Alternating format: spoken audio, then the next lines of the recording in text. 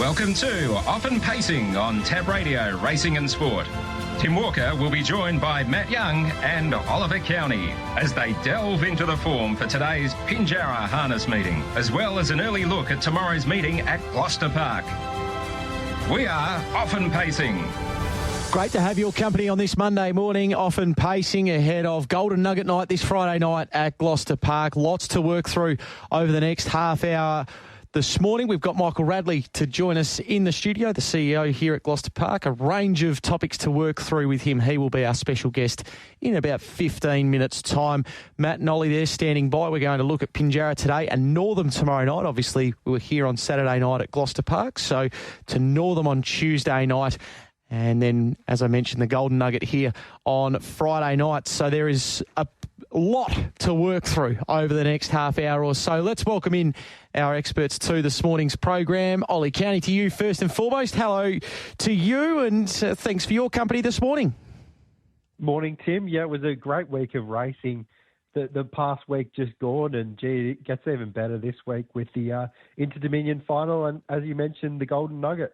It certainly does. I'll get your thoughts on that barrier draw in just a moment. Matt Young, good morning to you as well.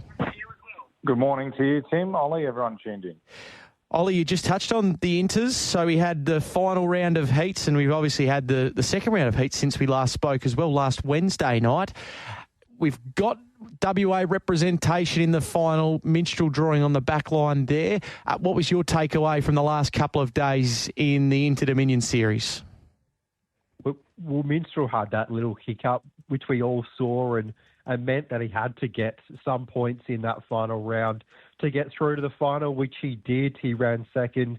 He was really good. I think he was just out-sprinted in the end by Dangerous, who was a really fast horse and looks like a horse that just keeps getting better and better. So certainly no knock there, Minstrel running second, and Tenzing Bromack just had absolutely no luck again in that final round of heats. And he's a horse I think that easily could have got through, but just had no luck through any of those heats. But I think of the three heat winners, Don Hugo, Captain's Knock, and the runner-up Minstrel, I think whichever horse out of those three drew the lead was going to go around a pretty well-supported favourite, and that's turned out to be Don Hugo. I think he's going to be incredibly hard to beat on Saturday, and unfortunately, Minstrel has drawn off the back row, which is going to make it pretty hard for him to lead them up. $2.60 at the moment, Don Hugo. Dangerous, $5, who's been terrific this series. $5.50 Minstrel, and also Captain's Knock there. So that is Saturday night. Matt, did you have a thought watching on from afar? You were here at Gloucester Park on Saturday night. Did you take in a bit of the Inters action? Yeah, I thought Dangerous was really impressive in beating Minstrel, and Minstrel's going to find it hard off the back row. But, yeah, I agree with Ollie with the thoughts on the race. I think Don Hugo's really going to be the hardest to beat for mine heading into the Inter-Dominion final. Now, Friday night here at Gloucester Park, we're going to get into some horses to follow very shortly, but all eyes were very much on what Never Ending was going to do in the free-for-all event. It was taken out by Jumping Jack Mac, our free-for-all on Friday night, who did a terrific job to lead throughout and get a well-deserved win on the board. Laverageau running second, got close. Never Ending stuck on well to finish third. Matt, was it enough to suggest that if he was to draw a favourable draw, that he could, even though he's only had the one run under the belt, be very, very tough to beat this week, including Mr. Smarty, obviously, is going to join up in the Golden Nugget. So there's bigger fish to fry for him this week. Yeah, look, I think Never Ending is still a major chance of winning the Golden Nugget. I think his run on Friday night probably puts Junior more into the category of driving Mr. Smarty, which is probably most likely.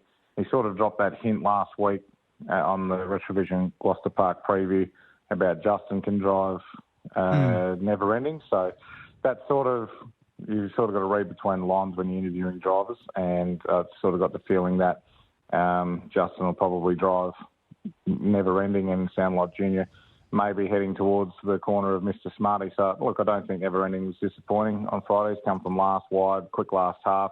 Once Jumping Jack Mac led, he was able to control. And it was a much better version of Jumping Jack Mac, which was great to see because he is such a good horse. And Laverageau finishing in second place, I thought he did a good job to get that close considering. But, yeah, I don't think Never Ending was disgraced and he can win the Golden Nugget, but I thought Junior would probably fall into the corner of Mr. Smarty. Yeah, was that the way you were thinking as well, Ollie, having watched Never Ending on Friday night?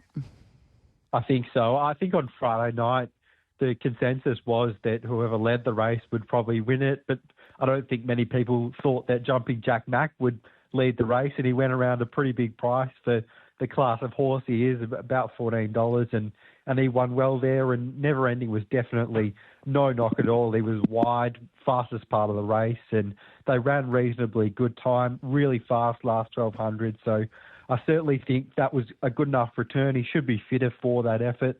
It would be quite some training effort to have a horse second up into the Golden Nugget, be able to win, but certainly a trainer that is capable of doing something like that. Justin Prentice is a fantastic trainer, and I've no doubt the horse will be somewhere near his absolute best, and it might come down to the barrier draw.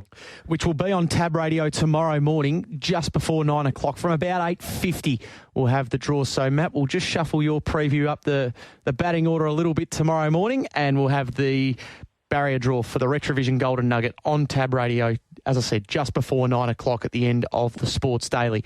Now, let's get into some horses to follow. We've got plenty to work with out of Friday night. Matt, we'll let you start here. You're going to one from the feature event. Yeah, absolutely. And just earlier before the feature event, I was with I'm Lightning Banner in the 3-year-old race. I thought I'm Lightning Banner was really good.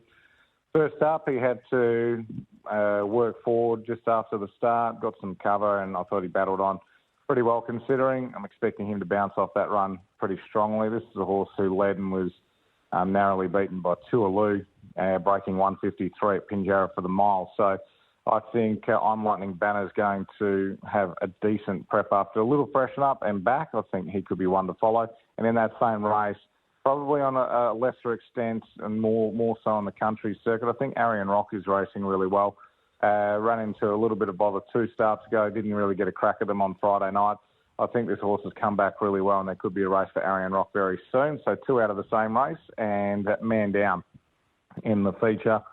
He was KO'd in the middle stages of the race, and I thought he still was doing his best work at the line, and Junior gave him a nice push on the preview in the morning.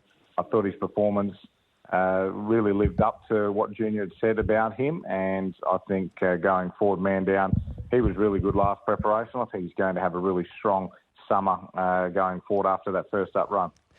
All right, so that is I'm Lightning Banner, Arian Rock, and also Man Down. What about you, Ollie? You're going to the feature as well for one of yours.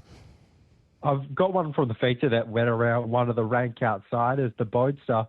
I think this horse has just been terrific this time in. He's done a lot of work in a few of his races and just been beaten by horses that have sprinted past him late off softer runs. But there on Friday night, I think he showed he's got more strings to his bow than just being tough, and he sprinted home hard late. It was a slow last quarter because they did go a very fast middle half, but he really powered through the line, and I think Golden Loaded is a very, very smart horse, and he will be a really good 4-year-old. So to be taking as much ground off him as the Bodester did, I think was really impressive there, and there's certainly a win for him soon. And I think he's a horse that could go on to win plenty of metro races. I think is a nice horse.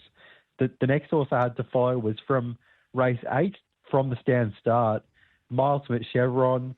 When he first landed in WA, he probably just took a while to get going. A few of his efforts weren't amazing, but his last few have been really good. He powered through the line there on Friday night. He was suited by a strong tempo, but he did hit the line really hard. He's a horse with good gate speed. I think there's a race that he can lead soon and potentially win. So I think he's really turned a corner in recent times, Milesmith Chevron. And then my last horse to follow was in race 10, Mega Mac. He started inside the back row that race. It looked like it could potentially be a good setup with Jillaby Jake drawing gate 1, but he ended up getting dragged back. It was just a bit awkward, and I thought he hit the line quite well late, despite not having the clearest passage at the right time in that race. So I think there's definitely a race that Mega Mac could potentially pop up at a price, the placings, and be a knockout winning hope. All right, so that is My Ultimate Chevron, Mega Mac and the Boatster. Let's get to Pinjarra today. And, Matt, you're going to lead us off because you mentioned on the Sports Daily earlier on today that you're keen to play the Trotters race. Yeah, which is always fraught with danger, and it's burnt me in the past, but this horse has really, really jumped up, in my opinion, in performances. Cyclone Cadabra, 2 wins here in WA. They've both been from the stand at Gloucester Park, and Pinjarra has won over the longer trip at Gloucester Park and just stepped like an absolute gazelle both times. Off the 30 by herself, ODS, which is even better because she can stay out of the early trouble. I'm Gavosh normally steps well, likely takes the cover. You would say over the longer trip, the 2 can do things wrong, the 3 can do things wrong. We don't know a huge amount about Claudie's Secret at this stage, but look, I thought Cyclone Cadabra with the way that she can step, I thought she could charge forward and find the top. She's $2.50 at the moment with Tab Touch fixed odds. They've just gone up, and I think she'll be able to run to the lead and get the job done. And I think she'll start in the red, personally. Saloon, I think, will drift. He's 260. He doesn't like the stands. He's not really particularly fond of the tapes at this stage, but his performances have been really good. So if he steps, he's obviously the main danger. But, yeah, I think the 7 is one that you can get on nice and early now. Later in the program, race number 4 on the card, going with Seagrass, $1.65. I just think this horse is a multi-builder. I think she'll work her way to the top. She's been racing really well over the mile. She'll be able to lead, and I think she'll win that event. And in race number 6, High Sugar Rush, $1.90. Those could be the multi-2 legs if you wish to do so, $1.65 into $1.90 the place. I really like High Sugar Rush. Mentioned on the preview that Spicy Major likes to run. So Secret Reaction will be behind Spicy Major, and it could be a spot that isn't the best to be. So High Sugar Rush being 3 back to pegs is going to be ideal. He can make the move whenever the runs from the back start, and I think High Sugar Rush has got that depth to stick on really well and run a good second here. So those are the 3. Race 6, number 3, High Sugar Rush, the place. Race 4, number 4, Multi-Builder and Seagrass. And race 2, number 7, Cyclone Cadabra Amelia, my 3 for today. Ollie, you're also going to race 4 like Matty's. Saw things exactly the same way as Matt. I think Seagrass is just going near career best at the moment. Four runs ago, she was sat parked, which has never really been her go, and she was able to battle away really well there behind Zara Tyndall. Did the same thing again the next start and was able to battle away behind Irresistible and was only beaten 4 metres, which I thought was a terrific effort. And then 2 back, she followed Sweet Ivy and just couldn't quite run her down. But this time she has a draw advantage on Sweet Ivy, and I think can put herself on the front end and will take plenty of catching from there. I'd be pretty surprised if she got beaten. So I think we can take the short quote, and as Matt said, we can probably multi it into some other things we're keen on today. In race 8, there's a horse here which doesn't have the best numerical form, so that is a slight query, but I've always had the opinion Stapleton, even more so than other horses, is just a totally different horse when he's able to find the rails. He totally turned his form around 2 starts ago when he did have that rails draw over a mile, which is, again, the trip today. So I thought that he could potentially work over in the early stages. The horses drawn underneath him here are probably some of the longer odds runners. So if he can work to the front, I think he can defy that numerical form and he can really give them something to catch in that race. The main danger, Trunky Monstar, was able to find the front from outside back row last start, but over the mile, I think probably has a more difficult task there. So I'm happy to be against it in this race. And then in race 9, I'm happy to be with a runner that's drawn the pole, Cara Diana. A little bit of a query, as Matt mentioned on the preview, about her gate speed, but when she has been asked out the gate, it looks like she has been under a decent hold. So I do think there's a little bit more gate speed there if needed. I think she can zip out, potentially pick a horse to sit on, and looks a really good 1/3 angle there. She's a bigger price than I thought it would be in this race. So happy to play that way, and it doesn't look a race where you'd expect She's Victorious to be a $1.30 favourite. So the other angle in the race is just potentially to play exotics around She's Victorious with her second or third, because I do think she is way too short a quote at the moment. So in that last race, I'm happy to be with Cara Diana. All right, as well as Stapleton and Seagrass earlier on in the day. Now, we turn our attention Northam tomorrow night, and Matt, we'll let you start off here with the opening event on the card that you're keen to play. Yeah, we're going to separate and go races 1 and 7 for tomorrow's card. Look, I thought Here Comes Sharky gets a really good opportunity here. He drew poorly on Saturday night, and that's pretty much game over for him. But it's over the mile here. He's got some gate speed. I thought he could lead this race. And from there, I thought he'd be quite hard to beat. So I was happy to be with Here Comes Sharky in race number 1. And then down to race number 6, Prince of Tribeca. I think this horse is pretty smart. Thought there could be a little bit happening in the early stages. He's got the first cut. Wicked Lover into the future. All got some good gate speed. And I thought Prince of Tribeca could just let things unfold in the early stages. It can be used in the run and then again in the finish, and I think he's a reasonable type. So I'm happy to be with him, the Prince in race 7, Prince of Tribeca, and in race 1, Here Comes Sharky to get back into the winners list. All right, interesting listening to Kyle Symington earlier on today. He felt it was a good race for Wicked Lover to win again. Obviously, he's over on the East Coast, so over to Aidan DeCampo there. Now, Ollie, your plays for tomorrow night at Northam. We'll kick things off in race 3 there at Northam with Prime Mover. Was well beaten last start, but was behind He's Good as Gold, who is a pretty nice horse and definitely a classy horse in a field like that. So I thought Prime Mover did well to battle away for second in that race.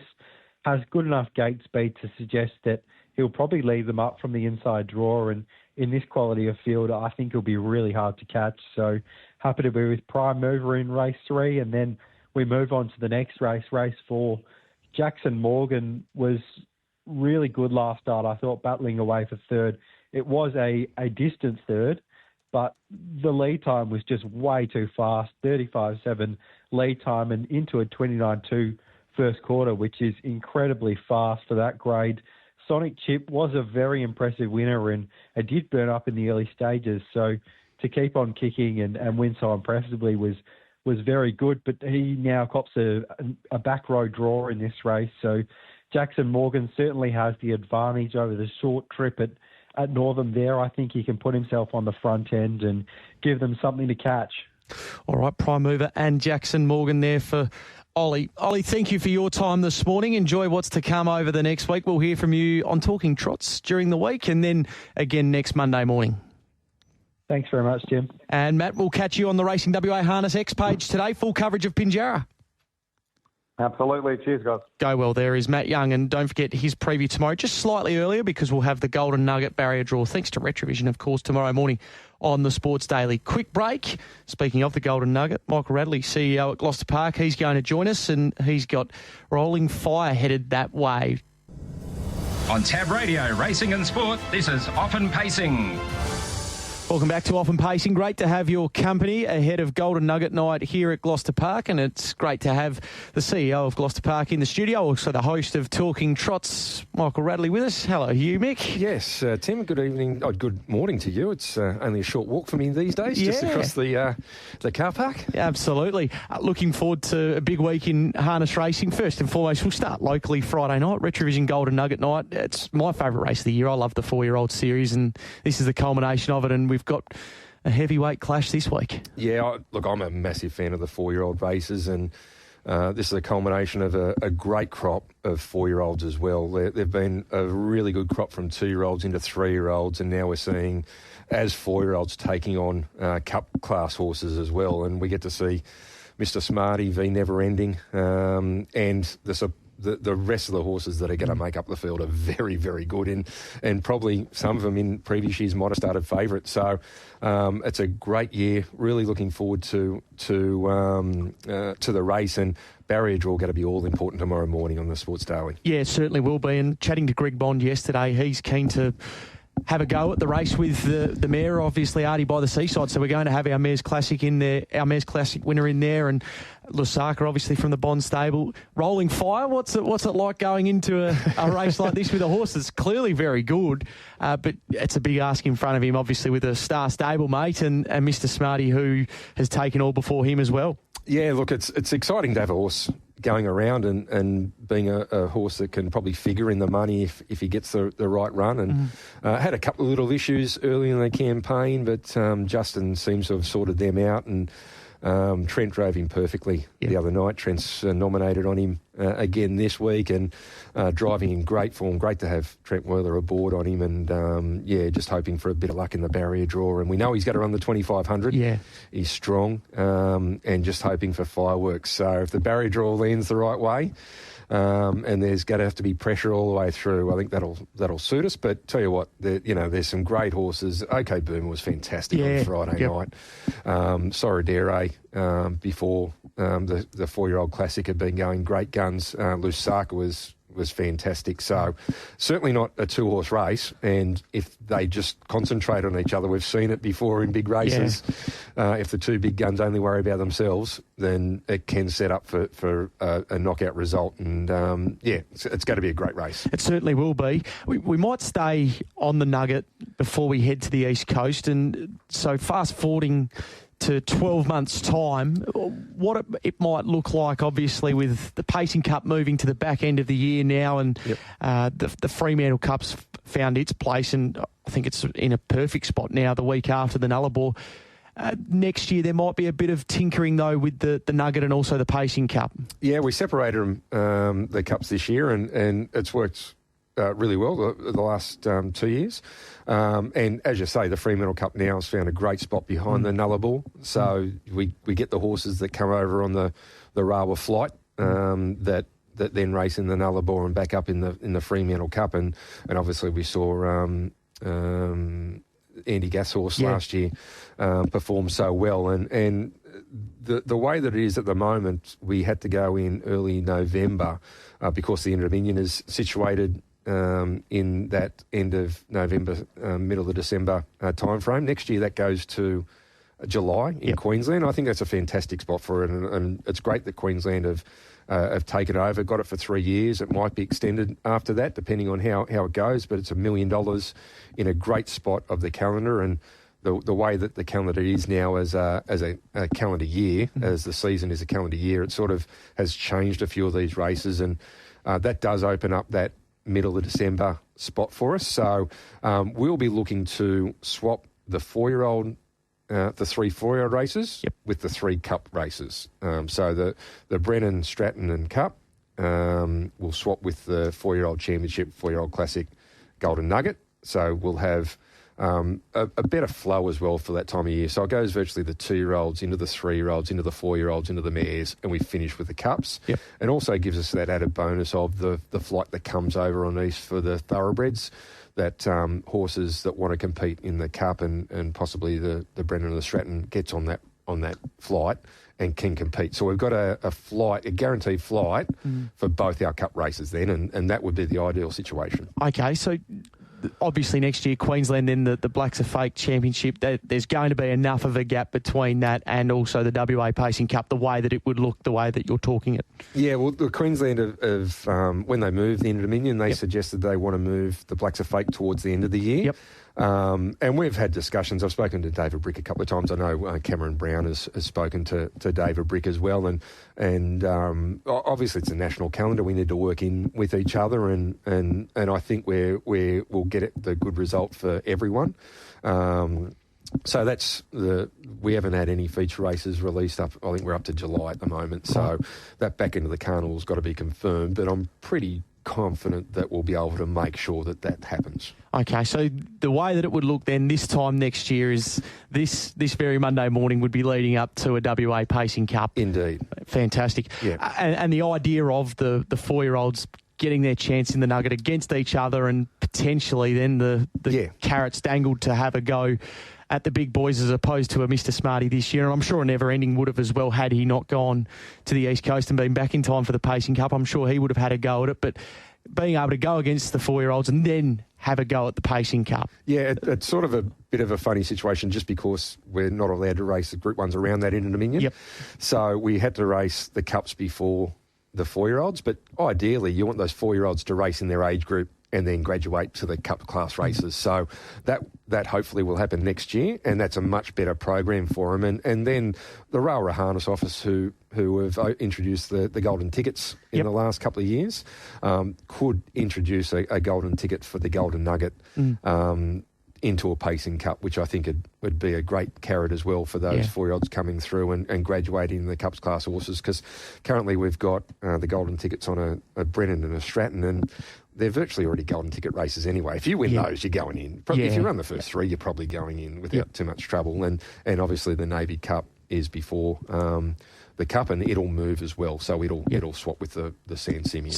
So we'll have the final race. If you're on the edge, they'll have the Navy Cup to go into the Pacing Cup like they did this year. Okay, and again, for some of the horses out of the San Simeon, it might not be a case of this year, but thinking towards next year's race, it's a pretty good race, isn't it? It's a great race for horses coming through. Yeah. So they're the up and coming horses, and I think we'll see a lot of those horses this year. There was a great mix of 3, 4, and 5-year-olds, and that's what the races aim for as well. When it was introduced, it was aim. I think we introduced it. We had San Simeon into the Bin Shaw. And it was like an MO into an M1-2, and it's those horses that are graduating from their age group into the open class horses, and it's a great graduation race. And I think we're going to see those horses. Golden Lode's a very good horse, He's a beauty. And there's a few others that ran behind him. They're horses that are going to make a name for themselves next year. Absolutely. Michael Radley is in the studio with us, the CEO of Gloucester Park into Dominion, so you'll be heading east later on this week, which means no talking trots for you this week. No, I can't make it this week, so Mort's, it's his favourite race, and as you can imagine, the Retrovision Golden Nugget, and he does love this race. Was able to win it last year, which was fantastic for him. Tricky Mickey won it for him, and obviously he's got a chance this year with Never Ending, and to a lesser extent Rolling Fire. And Mickey's Beach is nominated as well, but will probably be in the consolation if they run one. He was fantastic again, pulled a little bit, but really was a great performance.